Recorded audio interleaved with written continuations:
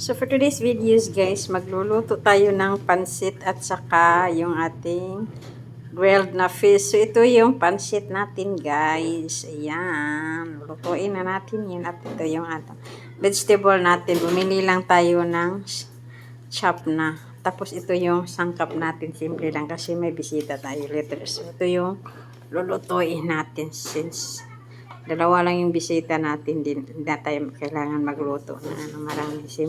Simplihan lang natin yung luto natin. So yan, niluluto na natin yung ating karne. Hindi lang natin hiniwalay yung taba niya kasi parang magbadadi ako, medyo busy ako. Ayan. So ayan, next na natin yung ating onion at saka yung ating garlic. Ayan. Hintayin lang natin na mag-brown yung ating karne. Tsaka ilagay natin yung ating liver. Chicken liver lang yung ginagamit natin kasi mas masarap siya. Ayan. So, hindi lang natin masyado mix kasi kalalagay lang natin masya-shattered siya. So, ayan. Luto na yung natin guys. Liver at saka yung ating pork na karne. Ayan. So, mix lang natin sandali. Ayan.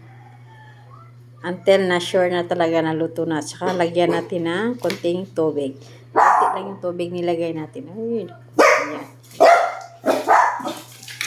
Ayan. So, mix lang natin. Tapos, hintayin lang natin siya na kumulo. Ayan. Kumulo na yung natin, guys.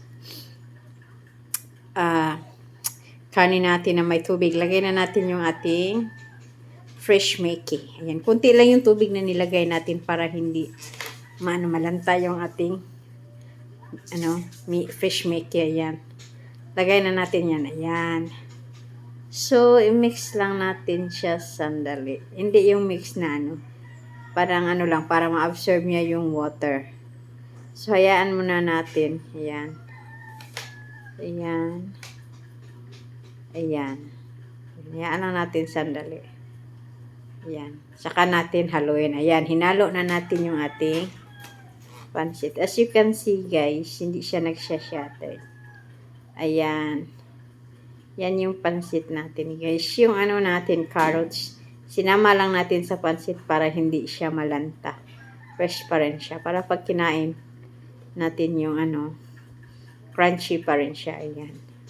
So yun lang yung the way I cook the pansit. Ayan. Kalimutan ko maglagay ng chorizo. Ayan. So, ayan lang yung pansit natin. Ayan, mix lang natin siya. Ayan. Mix natin hanggang sa medyo na siya.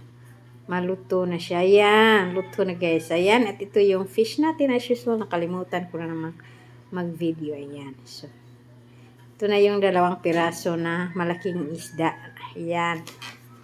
Ito talaga yung gusto ko na isda kasi hindi siya masyadong mahal tapos masarap siya. Lalo na pag presko yung isda na binili mo. Ayan. So, ito na yung ating fish guys. Ayan, ito na yung prepare natin na food guys. Ayan. Kunti lang nilagay natin kasi yung bisita natin 2 lang sila. Ayan. Sakto lang sa kanila yung